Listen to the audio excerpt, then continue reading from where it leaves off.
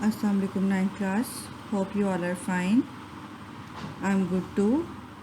आज मैं पहले आपको बताऊंगी आपने किस तरह से अपने जो रिसोर्सेज हैं, कुछ बच्चों को इसमें इशू आ रहा था, इसको किस तरह से यूज़ करना है। तो मेरे पास यहाँ पे खुला हुआ है, जो आप अगर मोबाइल पे भी यूज़ कर रहे हैं तो इसकी अरेंजमेंट चेंज होगी, लेकिन ये कुछ ऑप्शंस हैं जो आपको शो हो रही होती हैं।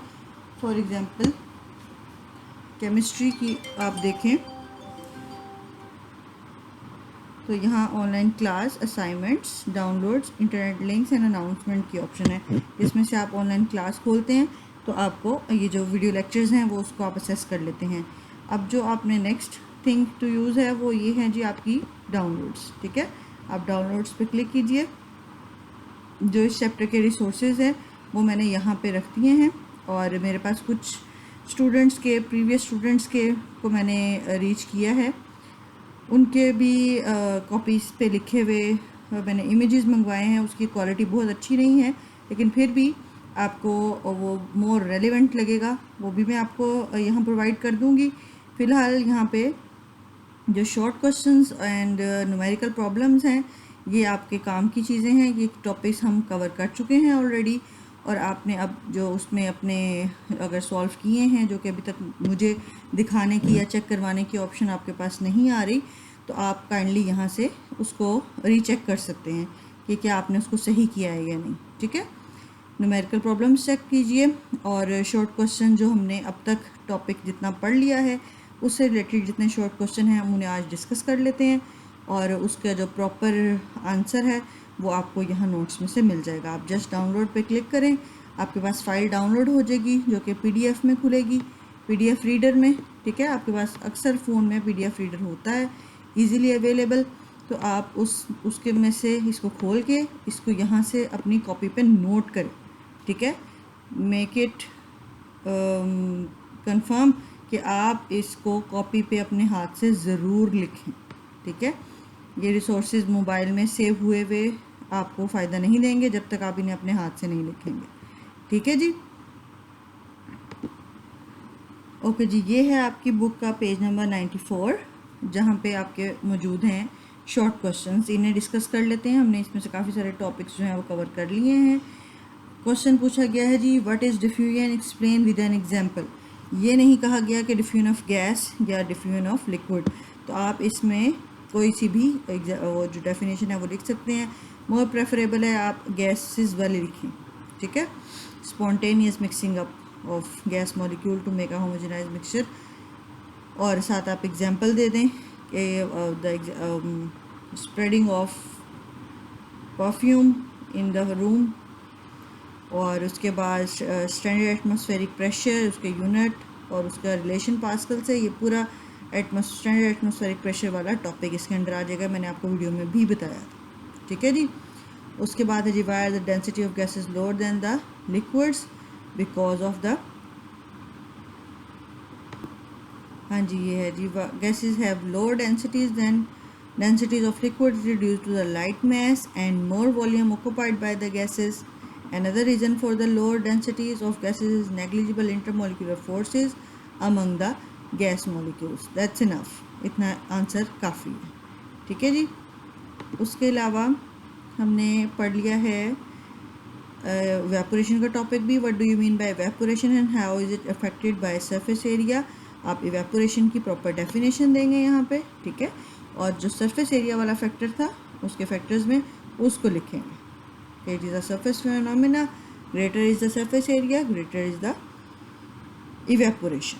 ठीक है जी, तो यहाँ तक जो है हमने क्वेश्चन नंबर 4 तक वाले टॉपिक जो हैं उसको हमने कवर कर लिया है, शॉर्ट क्वेश्चन आंसर्स को। तो मेक श्योर कि आपको ये 4 शॉर्ट क्वेश्चन जो हैं वो लर्न भी हों और आपने इसको नोटबुक पर लिख भी लिया। ठीक है जी, ओके जी। आज का टॉपिक हमारा छोटा सा ही है और हम इसको बस इतना ही करेंगे आज, ताकि आप ज़्यादा टाइम जो है अपनी ये क्वेश्चन आंसर राइटिंग में लगाएं आज का। तो आपके लिक्विड की प्रॉपर्टीज़ में से लास्ट प्रॉपर्टी रह गई है, दैट इज़ डेंसिटी। डेंसिटी को हमने डिटेल में पढ़ना है। डेंसिटी का आइडिया हम इससे पहले डिटेल में डिस्कस कर चुके हैं जब हमने गैसेस की डेंसिटी पढ़ी थी। आइडिया बिल्कुल वही है, density is something mass per unit volume. ठीक है जी,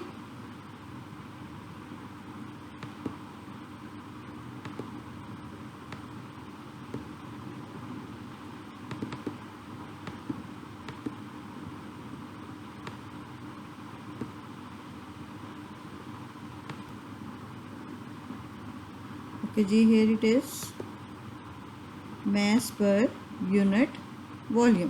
ठीक है जी, ये बात मैंने आपको जब डेंसिटी ऑफ गैसेस पढ़ाई थी तब भी बताई थी कि density is a ratio between the mass and the volume of the object. ठीक है, तो अब जब आप लिक्विड की बात कर रहे हैं तो जिसमें से आपको पता है कि उसका जो वॉल्यूम है उस वो उतना ही उस फिक्स है। ठीक है, जबकि उसकी शेप जो है, उसका मास जो है वो एज सच फिक्स्ड नहीं है।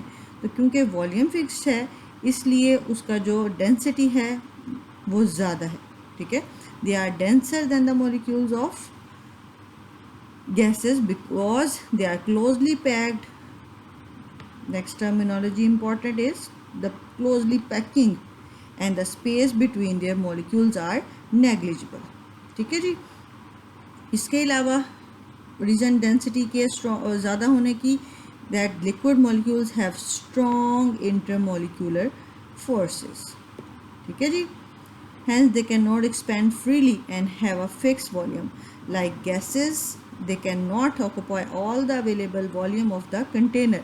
यानी आपने पानी डाला ग्लास में तो जितना पानी है, जितना वॉल्यूम आपने डाला है 5 ml डाला है तो वो 5 ml ही रहेगा, वो बाकी के ग्लास को कवर नहीं करेगा।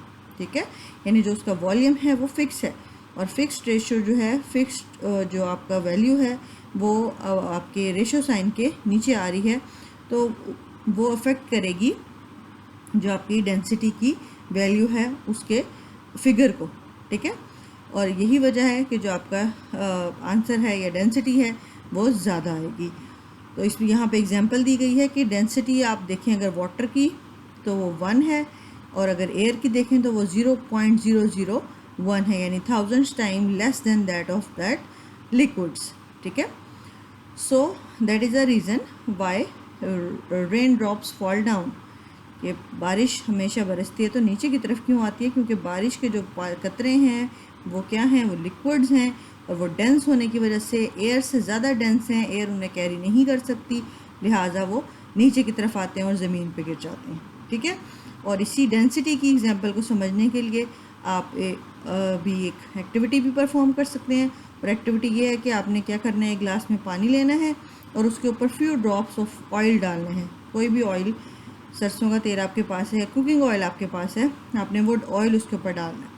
ठीक है, तो आप ऑब्ज़र्व करेंगे कि जो ऑयल है वो फ्लोट करेगा वाटर की सरफेस के ऊपर। क्यों? क्योंकि दोनों की डेंसिटी जो है वो फ़र्क है। और इसी पानी में अगर आपके पास शहद अवेलेबल है तो थोड़ा सा शहद डालें, तो वो शहद कहाँ जाएगा, वो शहद उस पानी के नीचे की तरफ बैठ जाएगा, बॉटम में जाके बैठ जाएगा। क्यों? क्योंकि उसकी डेंसिटी जो है वो इन दोनों से ज़्यादा है। ठीक है, तो जो लाइट वेट हैं, लाइट जो कम डेंस हैं वो फ्लोट करेंगे और जो ज़्यादा डेंस हैं वो नीचे की तरफ बैठ जाएंगे। सो व्हाट डेंसिटी इज़ मास पर यूनिट वॉल्यूम, ये इसकी की वर्ड है। अगर आपको ये पता चल गया तो आप कभी इसका कॉन्सेप्ट नहीं भूलेंगे। व्हाट डेंसिटी इज़ मास पर यूनिट वॉल्यूम। तो क्योंकि जो लिक्विड्स हैं उनका वॉल्यूम फिक्स है, लिहाजा इनकी डेंसिटी भी फिक्स्ड है और इनकी डेंसिटी ज़्यादा है। और बहुत सारे लिक्विड्स हैं, आपको पता है बहुत सारे लिक्विड्स से हम रोज़ डील करते हैं, तो उन सब लिक्विड्स की डेंसिटी जो है वो वेरी करती है। ओके जी, now read test yourself 5.4 and ask me if any confusion, if any problem regarding these 8 questions. These are just for your concepts, these are not for the learning purpose. आप इनको पढ़ें, आपको इन सब के questions के answer आने चाहिए।